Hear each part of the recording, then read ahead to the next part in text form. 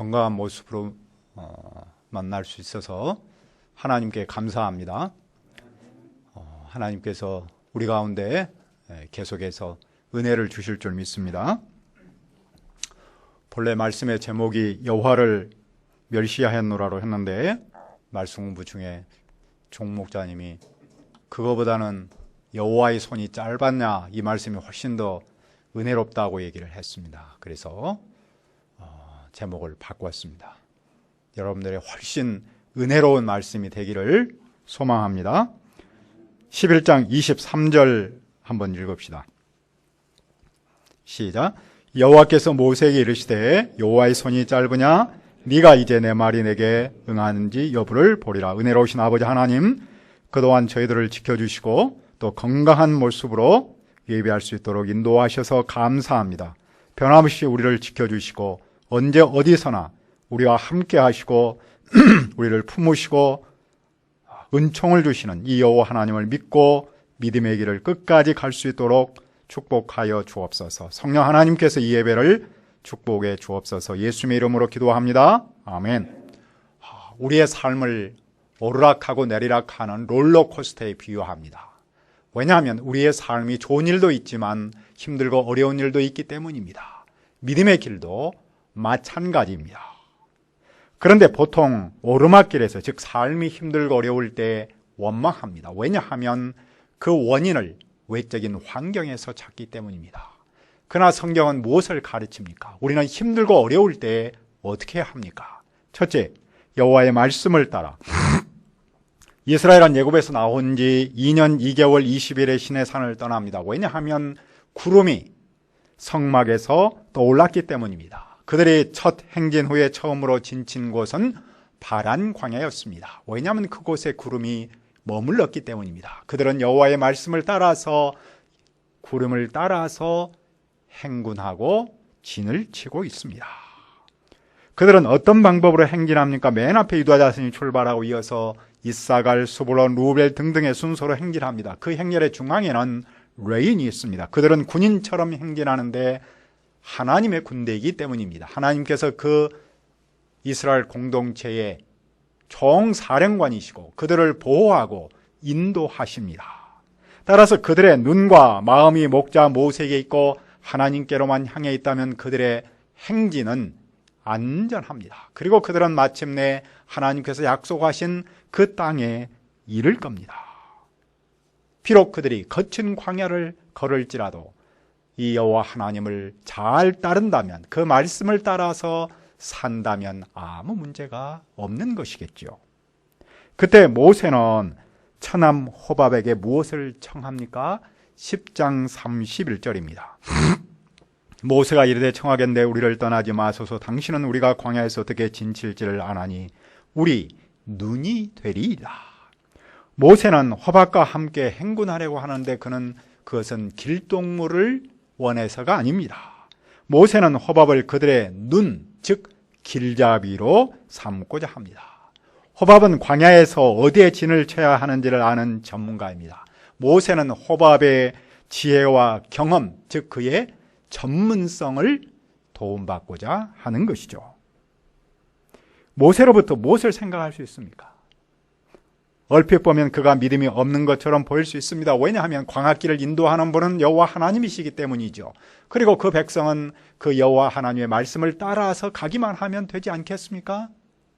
그런데 모세는 호밥에게 도움을 청하고 있어요. 그렇다면 모세가 믿음이 없는 것처럼 보이지 않습니까? 모세는 호밥이 도와주면 하나님의 복을 받을 거라고 말하고 있습니다.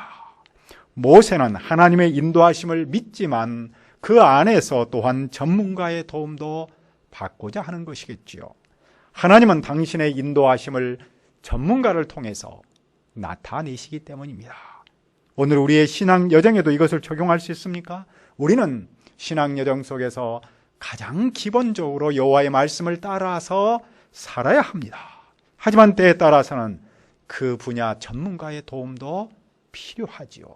왜냐하면 하나님께서 어떤 전문가를 통해서 당신의 손길을 우리에게 보여주기 때문입니다. 우리가 몸이 아플 때는 기도를 열심히 해야 하지만 동시에 전문의의 도움도 받아야 하겠죠.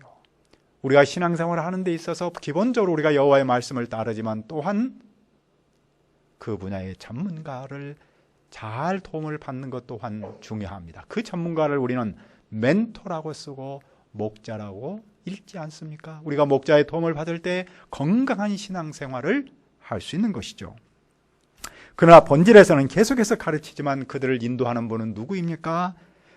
10장 33절은 말씀합니다. 그들이 여호와의 산에서 떠나 3일길을 갈 때 여호와의 언약궤가 그 3일길에 앞서가며 그들의 쉴 곳을 찾았고, 여호와의 언약궤가 그들보다 3일길을 앞서갑니다. 3일길을 앞서간다는 말은 하나님께서 마치 선발대처럼 하신다는 것이죠.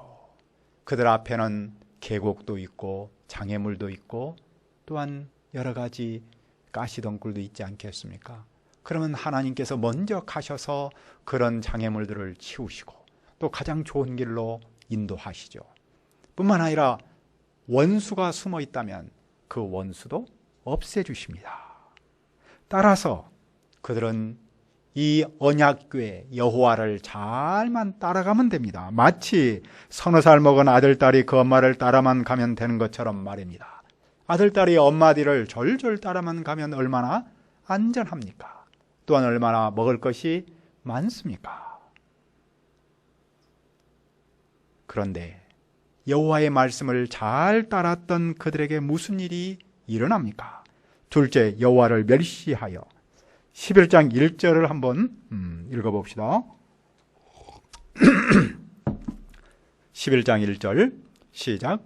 여호와께서 들으시기에 백성이 악한 말로 원망하며 여호와께서 들으시고 진노하사 여호와의 불을 그들 중에 붙여서 진영 끝을 사르게 하시매, 여호와의 말씀을 잘 따랐던 그들이 갑자기 악한 말로 하나님을 원망합니다. 그들이 사막길을, 그 광야길을 사흘 동안 걸었는데 물이 없었기 때문입니다. 그들은 목마르고 피곤해서 원망했습니다.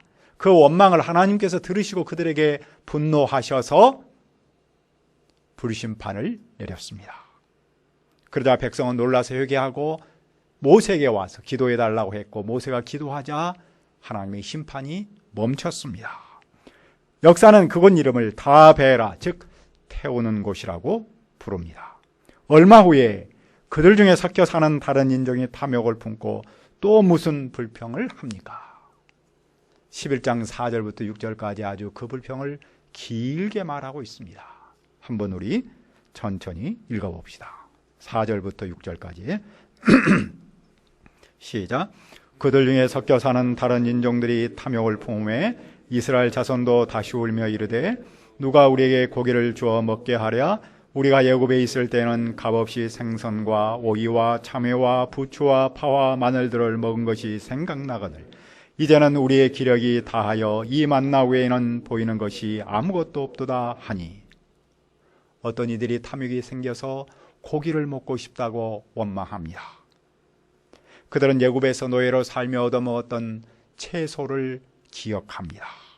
대신에 그들은 하나님께서 주신 만나가 맛이 없다며 투정합니다. 만나는 과자 맛 같았다고 그러죠. 그들은 천막문에 끼리끼리 모여서 울었습니다. 모세는 그들이 징징 짜는 소리를 듣습니다.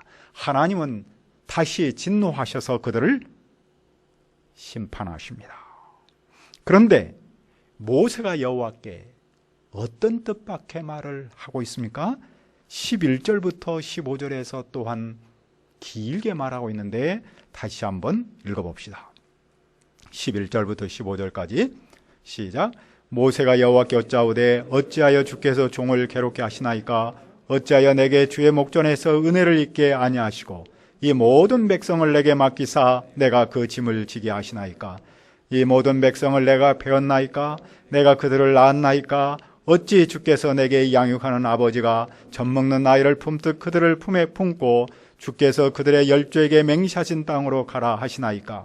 이 모든 백성에게 줄 고기를 내가 어디서 얻으리까? 그들이 나를 향하여 울며 이르되 우리에게 고기를 주게 먹게 하라 하온즉 책임이 심히 중하여 나 혼자는 이 모든 백성을 감당할 수 없나이다. 주께서 내게 이같이 행하실진대 고함나니 내게 은혜를 베푸사 즉시 나를 죽여 내가 고난당함을 내가 보지 않게 하옵소서. 다른 사람도 아니고 모세가 이렇게 말했다는 것이 놀랍지 않습니까? 어떤 점에서 그의 민낯을 보는 것처럼 보입니다. 그의 문제가 무엇입니까? 여호와께서 그 백성의 목자임을 잊은 겁니다. 여호와를 잊으면 자기만 남습니다. 자기만 남으면 교만에 빠지거나 완전 무력감에 빠집니다. 모세는 양의 목자이지만 실은 목자가 아니죠. 그 백성의 진짜 목자는 하나님이십니다. 모세가 그들을 낳고 기른 것이 아니라 하나님께서 그들을 낳고 기른 것이죠. 모세가 그들을 먹이는 것이 아니라 하나님이 그들을 먹이십니다. 모세가 그들을 인도하는 것이 아니라 하나님께서 인도하시죠. 그런데 그가 이 사실을 잊어버리니 그의 어깨는 어마어마한 무거운 짐이 놓여 있고 그는 심히 힘들어 갈등하며 고백할 수밖에 없었던 것이죠.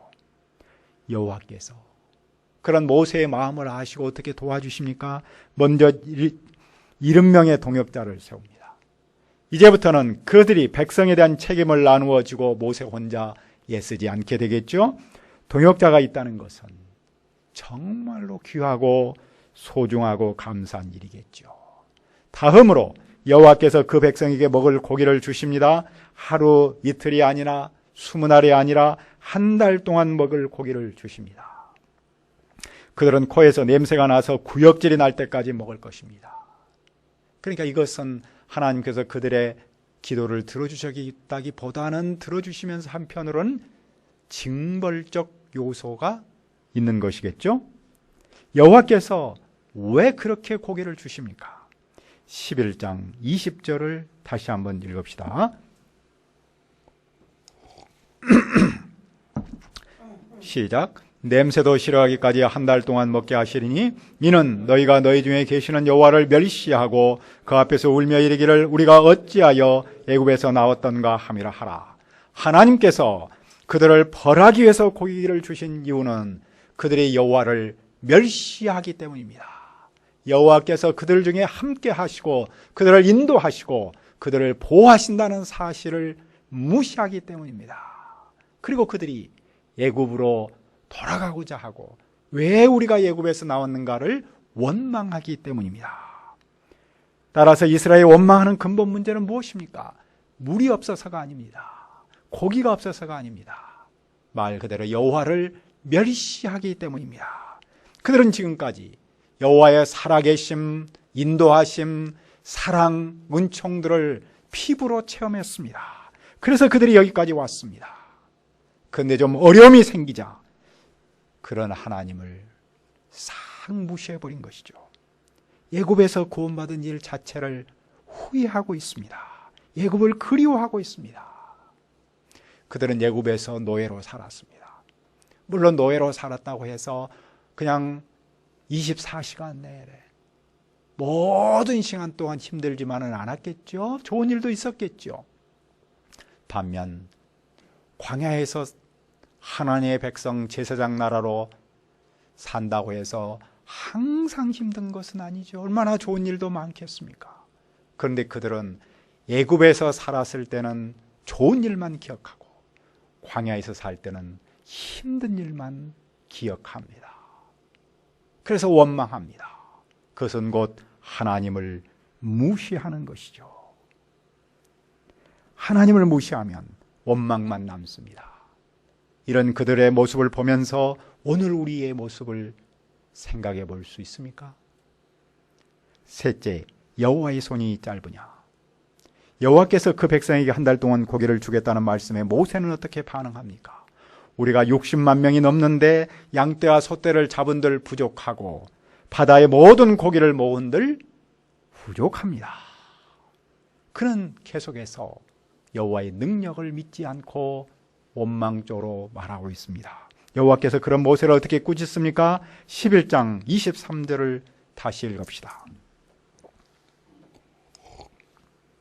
시작. 여호와께서 모세에게 이르시되 여호와의 손이 짧으냐? 네가 이제 내 말이 내게 응하는 여부를 보리라. 손이 짧으냐는 말은 능력이 약해졌느냐, 힘이 약해졌느냐는 말입니다.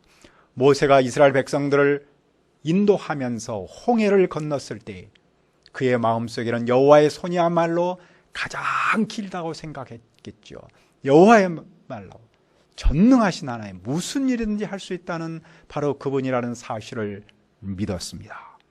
그런데 60만 명이 넘는 사람에게 한 달 동안 고기를 주신다는 하나님의 말씀 앞에서 갑자기 그 믿음이 줄어든 것이죠. 여호와의 손이 짧아졌다고 생각한 겁니다. 여호와께서 이제는 그 능력이 한계가 있다고 생각한 것이겠죠. 그런데 여호와께서는 당신의 손이 짧아지지 않았음을 어떻게 보여주십니까? 모세는 백성에게 이 말씀을 전하고 70명의 동역자를 부릅니다. 그리고 여호와께서 바람을 보내 바다에서 메추라기를 몰아 진지 이쪽과 저쪽으로 하루길이 되는 그 지면 위에 약 90cm 정도로 메추라기를 데려다가 쌓으셨습니다. 그 양이 얼마나 어마어마하겠습니까? 사실은 60만 명, 약 120만 명이 먹을 정도의 양이라면, 한 달 동안 먹을 양이라면 우리의 산수를 넘어뛰죠. 백성은 그날 밤낮 동안 다음날 종일 메추라기를 모아서 주위에 널었습니다. 그리고 백성이 그 고기를 잡아서 막 입에 넣고 씹기도 전에 하나님께서 다시 그들을 징계하십니다. 그것을 탐욕의 무덤이라고 불렀습니다. 그러면 여호와의 손이 짧으냐는 말씀을 통해서 무엇을 배웁니까? 하나님은 그 종이 어떤 상황에서도 믿음을 잃지 않기를 원하십니다. 현실만 보지 말고 하나님을 보기를 원하십니다. 이론적 믿음이 아닌 실천적 믿음으로 살기를 바라십니다. 왜냐하면 하나님은 어떤 상황에서도 그 손이 짧아지지 않기 때문입니다. 하나님은 어떤 어려운 상황에서도 언제 어디서나 그 능력이 줄어들지 않기 때문입니다. 따라서 우리는 어떤 상황에서도 하나님의 능력을 제한해서는 안 됩니다. 우리는 사실 일이 잘 풀리고 상황이 좋을 때는 믿음 또한 좋습니다. 그런데 일이 잘 안 풀려서 나 스스로 그것을 해결하기 어려울 때 하나님을 믿는 믿음 또한 줄어들기 쉽습니다. 사실은 그때야말로 우리가 전능하신 하나님, 그분을 믿어야 할 때인데도 말입니다. 실천적 무신론자라는 말이 있습니다. 실천적 무신론자. 하나님을 믿는다고 말은 하지만 현실에서는 그분이 아무 일도 하지 않는 것처럼 사는 그리스도인을 말합니다. 영어로는 이렇게 말합니다. A Christian atheist. atheist라는 말이 무신론자라는 말인데, 그러니까 크리스찬 무신론자. 말을 바꾸면 그 사람은 believing in God, 하나님을 믿기는 합니다. 그러나 living, 하나님이 마치 존재하지 않는 것처럼 사는 사람입니다. 그러니까 이런 사람은 무신론자처럼 하나님의 존재 자체를 부인하지는 않습니다. 하나님의 사랑, 능력, 은총, 이것을 다 말합니다. 그러나 어떤 때는 그 하나님이 내 삶 속에서 개입하셔서 함께 일하신다고 믿었다가 어떤 때는 안 믿는, 그것을 우리는 크리스찬 무신론자라고 부른다는 겁니다. 그들이 믿는 하나님은 성경에서 가르치는 하나님이 아니라, 즉 인격적인 하나님이 아니라 자기가 그냥 개념적으로 만든 하나님에 불과합니다. 그런 하나님은 손이 짧을 수밖에 없지 않겠습니까? 그런 그들을 향해서 하나님이 묻습니다. 여호와의 손이 짧으냐? 넷째, 여호와께서 대면하여 말하고, 모세는 아내 시보라가 죽은 후에 아프리카 여인을 두 번째 아내로 삼았습니다. 그런데 모세의 여동생 미리암과 형 아론이 그를 비방합니다. 그들은 모세가 결혼해서는 안 될 사람과 결혼해서 신앙의 순수성을 잃었다고 생각한 것 같습니다. 그들은 여기서 그치지 않고 모세의 영적 권위에 도전합니다. 여호와께서 모세만 말씀하지 않고 그들과도 말씀하셨기 때문입니다. 모세에 대한 그들의 비난을 여호와께서 들으셨습니다. 자, 여호와께서 그들에게 무엇을 말씀합니까?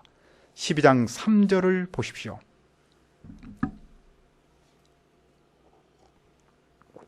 이 사람 모세는 온유함이 지면의 모든 사람보다 더하다. 온유함이란 하나님 앞에서 겸손함을 말합니다. 모세는 하나님 앞에서 자신을 낮추고 있습니다. 그런 비방 앞에서 아무런 변명을 하지 않습니다.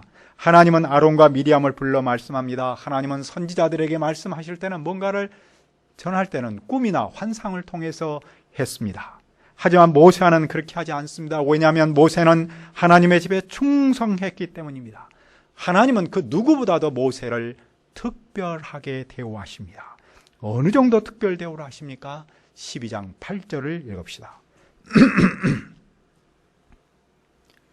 시작. 그와는 내가 대면하여 명백히 말하고 의민한 말로 하지 아니하며 그는 또 여호와의 형상을 보거늘 너희가 어찌하여 내 종 모세를 비방하기를 두려워하지 아니하느냐. 하나님은 모세와는 얼굴을 맞대고 직접 말씀하십니다. 그만큼 모세를 특별하게 여기십니다. 모세는 이스라엘 중에서 하나님 앞에 설 수 있는 유일한 인물입니다. 하나님께서 가장 인정하는 종입니다.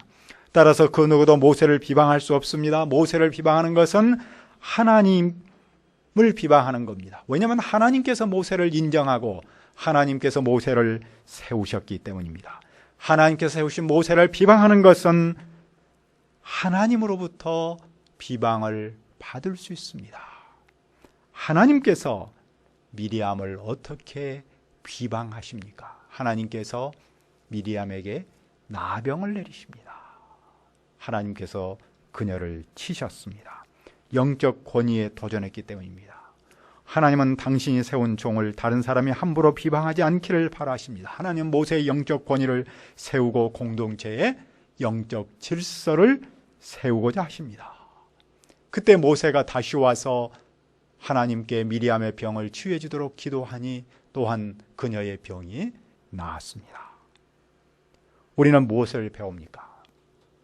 지도자는 영적인 일일 뿐만 아니라 윤리적인 일에서도 본을 보여야 합니다. 비방거리가 되어서는 안 됩니다. 지도자는 삶에 본을 끼쳐야 합니다. 하지만 그 지도자의 영적 권위를 함부로 도전한 일도 삼가야 합니다. 그 종을 세우신 하나님께서 훈련하실 줄 믿고 맡기는 것도 필요하겠죠. 권위 주인은 나쁘지만 권위 자체를 무시하는 것은 더 나쁘다고 말할 수 있지 않겠습니까?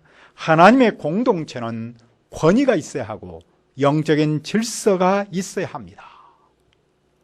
권위에 기초한 영적인 질서야말로 가장 건강한 공동체를 이루어가는 기초라고 생각합니다. 우리가 삶에서 힘들고 어려울 때 어떻게 해야 합니까? 여호와의 말씀을 따라서 계속해서 살아야 합니까? 아니면 여호와께서 나와 함께 하심을 무시하고 여호와의 손이 짧아졌다고 생각해야 합니까?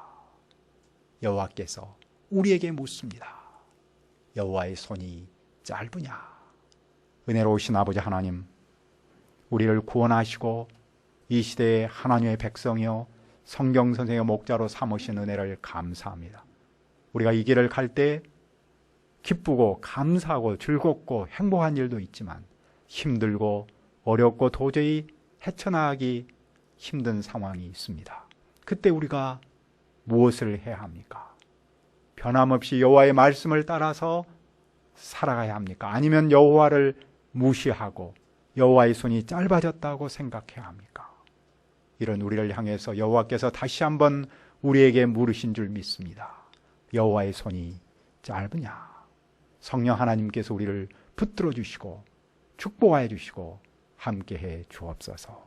예수님의 이름으로 기도합니다. 아멘.